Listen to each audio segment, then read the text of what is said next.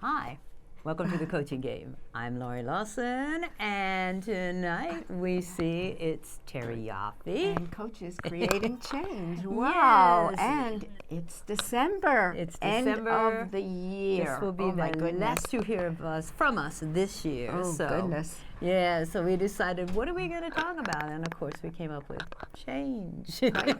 You know, change, our theme here. Our yeah. theme, and 2019 is almost in the rearview mirror, and 2020 is almost in Amazing. front of us. Just amazing. Yikes. Yeah. Holy moly. So we don't even know. We're going to take change from all different kinds of perspectives, I think, and angles.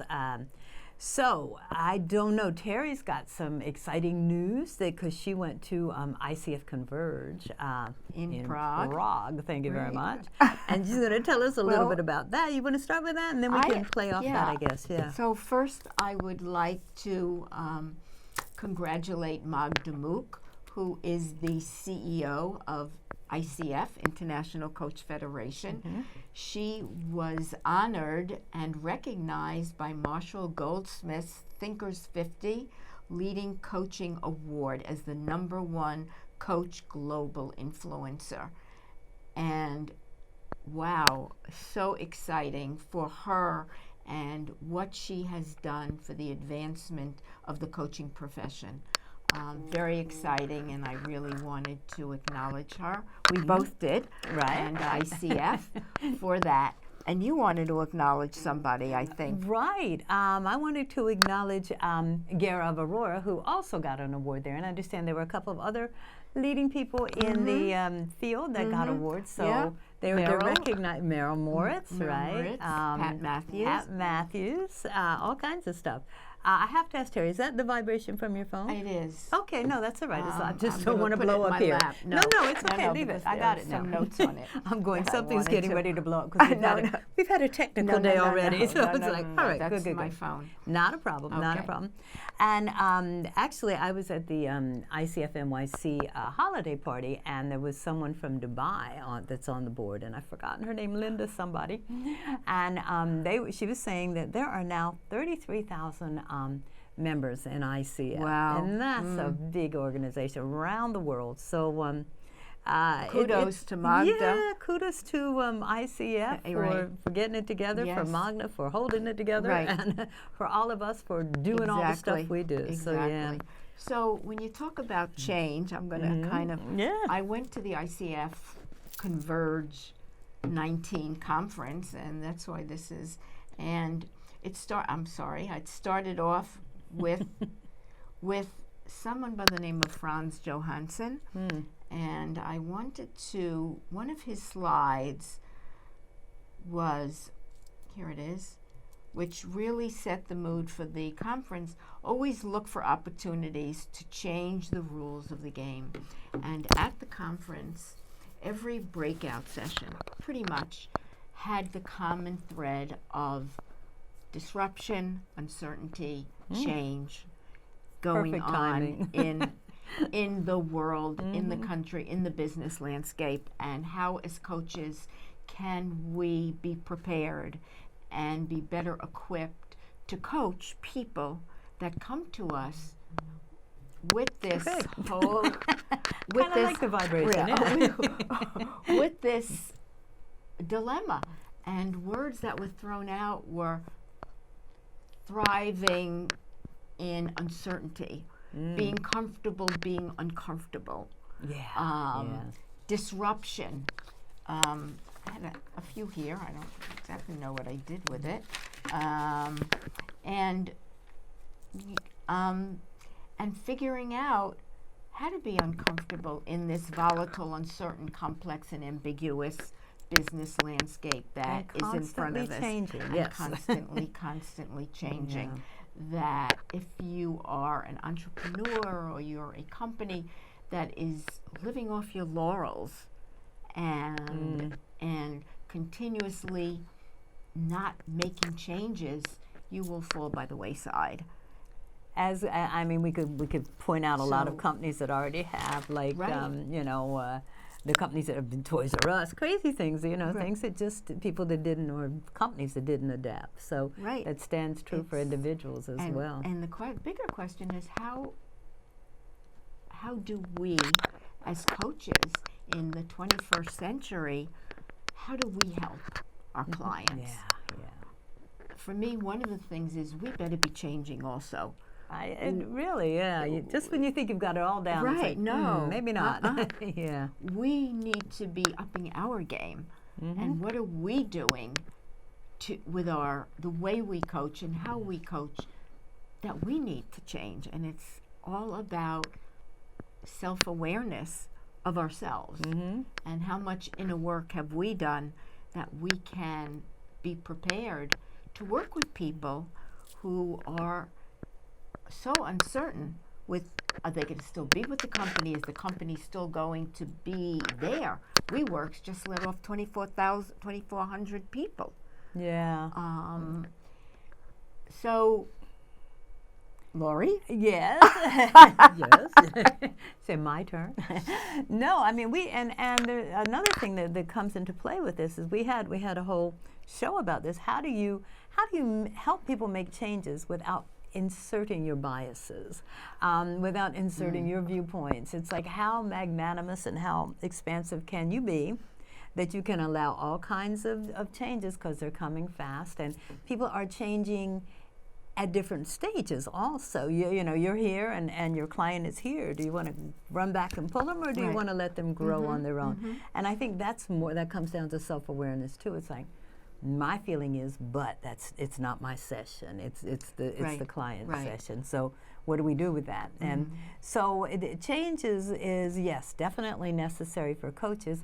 And we're going to talk about what ICF has done to address that with the new, improved, and razzle-dazzled core competencies. And but also on an individual basis. And I think that's interesting, because it used to be that, you would, my coaching school was like, you got to have an elevator speech, and you got to, which means you got to tell people what you do within five seconds, so as the floors go down the elevator, so you can catch somebody. And now it's not really, I think it's more about, let's find out what the person needs, and can you fill that need? Right. So it might not, you might have to take a few elevator rides if you're going to do the elevator speech. Yeah. That's true. People are uncomfortable. We all love our comfort zones. Yes. Everybody does. Yes. And that's okay for a moment or two or whatever it is. However, it's definitely not where you're going to be challenged or where you're going to grow. So how do you push yourself to the edge of being uncomfortable, and where can you insert yourself in uncomfortable situations to grow? It's interesting. I wrote a blog a long time ago called Dancing on Shifting Sands. You did, I remember that. Right. Yeah, I love the title, yeah. Well, it wasn't really relevant then. However, I pulled it up and, I rewrote it. But it's so irrelevant now that this is what the business landscape looks like, and how do you dance in it in a way that you're willing to make changes, because it's all about change, and change the rules of the game.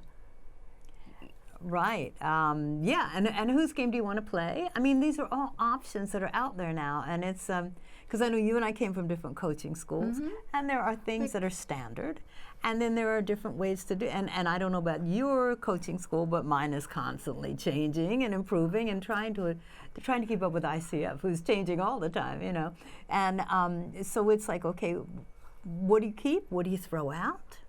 What do you add? What do you need to supplement with? And so it's all, but should we, I know the answer, but how hard is it to do? Should we seek out change so that we can continue growing? And it's like, the answer is yes. It's like, how do you get around to doing that? It's like today, I'm used to a certain thing happening in here. It did not, and I got in a little snit, I will admit that, and I was ready to get out of here. So what do we do? How do we adapt to, how do we seek out change? How do we adapt to it? That's a good question. Yeah. And how do we help our clients do it, actually? Well, how do you have your clients do it is more key. Go back to when we did our coaching. It was very this way. You asked a lot of questions, right? And that was the name of the game. Well, a client doesn't want to come to coaching to be asked a million questions at this juncture. It's true. And they definitely don't want to hear you have all the answers. No. It's like, well, then why are you seeing me? Right. go get the answer. It's more about having a partnership. It's more about if you want to advise, how do you couch it that you're advising? How do you strategize with them to help them? You may not have certainly as coaches, we don't have the answer, but sometimes they look for some kind of an answer, and it's okay today to say, look, what makes you want to know my answer?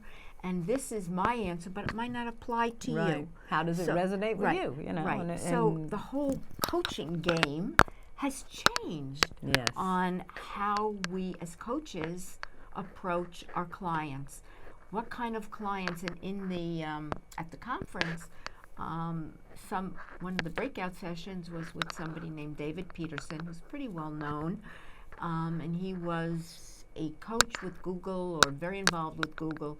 He does a lot of speaking engagements. I am going to move your mic because you know what? Your earring is clicking. I got a feeling people are going to be. Oh, goodness. Did you move it? I did. Okay, yes. Sorry. Feel free to move your head now. Yeah.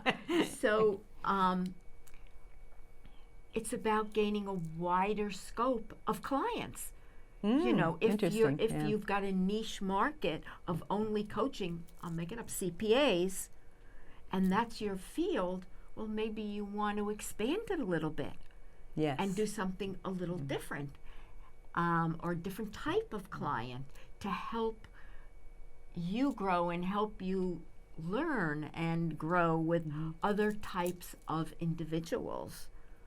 That's interesting because when I came out of coaching, it was like, go out there. You don't need to know everything. You can coach anybody.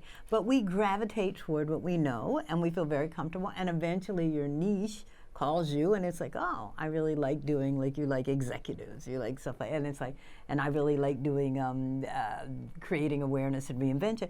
But it's like, it's good to narrow down because if you're marketing, but also you also have to make that expansion because a lot of times people are going to come to you and go, I have an executive coaching problem. And really, when you dig down and you go down, it has very little to do with executives. Exactly. It has something to do with an inner thing. Right, yeah. exactly. So. And that's the whole thing. So my perspective is, the more you are in touch with your own inner workings, the more you're self-aware on every level, the more opportunity you have to really help somebody. So hypothetically, if you have an issue with finances and money, you will have a very hard time if you get a client that wants to talk about money and finances. Yes. Because if you haven't cleared it up yourself, you're going to try to avoid that topic. Absolutely. So, or whatever topic it might be. So, even sex. I mean, I've had clients, we don't go into detail, but that does come up as a topic. Sure, absolutely. And how do you address it? Yeah. I mean, that's just one end of the spectrum. However, pretty good end, but but so as coaches, we have to be changing. Coaches creating change. That's right. We have to be changing. So that we can help others create their change. Right, exactly. Yeah. And, as the year comes to an end, I might invite you to look at where have you changed in how you coach, where haven't you, and what might it look like for you next year to start to make those changes. Oh, I like that. That's a nice challenge. And I would challenge, what were your, of course, what were your successes? We all like to celebrate them. Right. But what were the things that you weren't happy with? And how would you, if you had a do-over, how would you change it? And again, we're bringing in change, from lessons and opportunities to learn, or opportunities to grow, and which is what you were saying. It's interesting because ICF has, I believe, the ACC level. They're saying you're coaching the what. It's like, what is the problem and how can we solve it? When you get to the PCC level, and ACC is accredited certified coach, and PCC is professional certified coach. When you get to that, you're coaching the what, but you're also coaching the who's doing this. When you get to the master coaching, certified coaching level, you're coaching the who. It's like, who are you, and why is this problem bothering you, or why is this your goal, or where do you want to be, or why do you want to make this change? It's all about you. So it's a beautiful blend, but what we're working toward right now is, like, I think as coaches, we have to be aware that there's always a who under the what, you know? It's like the person who creates the what, it's the who, and sometimes it's more productive to just go on down there and find out who the who is, you know? So I've got another quote. Okay, cool. Let me see if I can, oh my goodness, find. I'll go to my trusty phone. Sorry about that. That's okay. I'm seeing ducks and windows. I don't know. There you go. Well, there's two. One I love, which is two curmudgeon people sitting in a restaurant, and looking like, and the waiter says to them, "Would you like to hear tonight's specials, or have you already closed yourself to new experiences?" There you go. They're very simple. Yes. Yeah, you closed your mind to new experiences. Sometimes it can be that simple, just like, oh, try a new dish. You know, as a kid, they go, oh, you say, no, I hate that. No, just try it and then see. Then you can hate it. One more, and the trouble is, if you don't risk anything, you risk even more, and that was by Erica Young. Yeah. So. And she was there. You said she was fantastic, right? Who? Wasn't Erica Young there, the flying lady? No. Oh, okay. That was David Peterson had that. Oh, okay. Yeah. So it's all about risk. It's all about risk. It's about how many times are you willing to get into the arena, as Brené Brown would talk about, and get beaten down and then get up again, the warrior, and be vulnerable, because this is what we're talking about. If you look at the real word vulnerable, absolutely. That clients, if they're living in this kind of an environment, they're very vulnerable because of the landscape. Yeah. And taking risks and knowing they have to change, and what if they make the wrong choice? So they're kind of coming to coaching almost naked, trying to figure out how they can survive and thrive in a landscape of uncertainty. You know, it's so interesting when you're saying that, because, of course, my head is going to politics. It's that time of year. It's always that time of year now. But it seems like it's like one party doesn't want to change, and the other party hates the change that's come about. So how do we get all that together? We're not going to solve it tonight. No, we're not looking but at it's interesting because, again, it all comes back to change. It's all like, how comfortable are you? And how willing are you to expand and take in the new? Very interesting. I'm going to think about that later, but anyway. And what ICF has known with the new core competencies, they've made them very friendly, user-friendly, actually. And one of my favorite is, and I know it's longer. I mean, it's way longer, but it's more. It makes more sense, it's not just a bunch of rules. It's like, here's what the rules mean. My very favorite is comfortable working in a space of not knowing. Okay. And often we always think, oh my God, I'm getting paid. I'm the one who is supposed to be the coach. I gotta know how to solve this problem. You really don't. You have to just know how to help the other person come up with their solution. And that's the coach sits in a place of not knowing.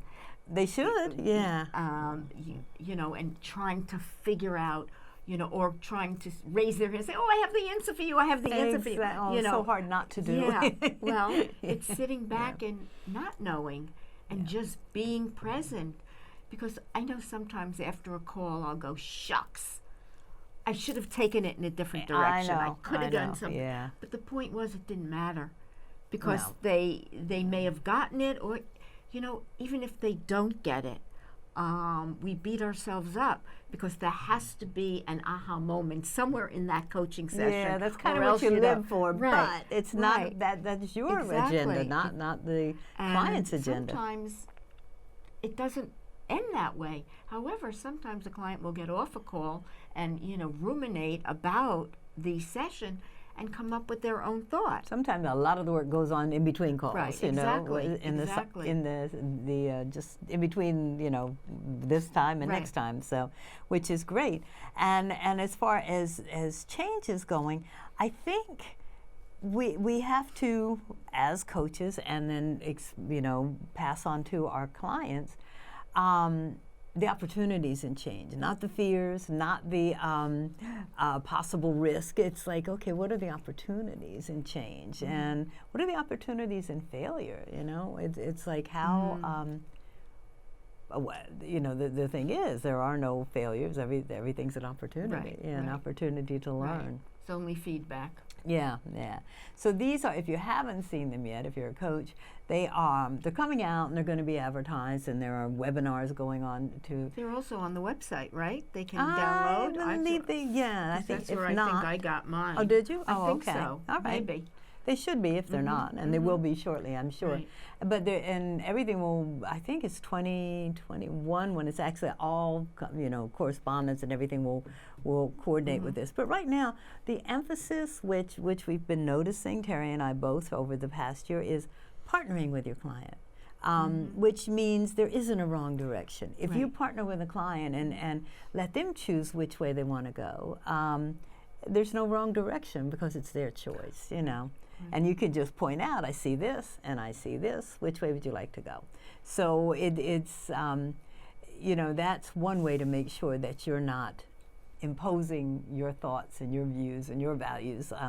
If you and there's a lot of core competencies in here, or definitions, I guess, under the core competencies that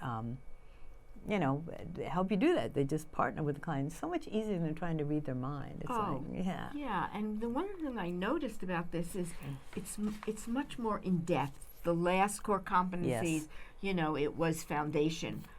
1, 2, period. Next one, 1, 2. Right. I mean, these and there was nothing on ethical practice, which is Terry's favorite one, on creating intimacy and all of that.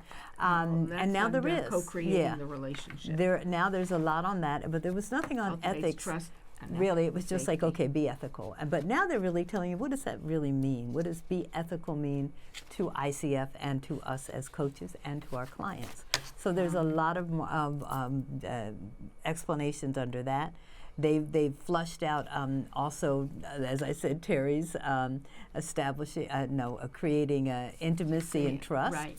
Cultivates trust and safety. And they've flushed out a lot of them and just made them more applicable to what's actually going on out there in coaching sessions with coaches and with clients. Yeah, it's more in depth. It's more. It is. Yet there are only 8. There used to be 11, and now there are 8. Oh, really? Yeah. There's only. They combined. They combined a couple, the which makes the growth sense. And the learning. They combined the last 3 and made it cultivating learning and growth. Which seemed to be better. Yes, that they were able to do that.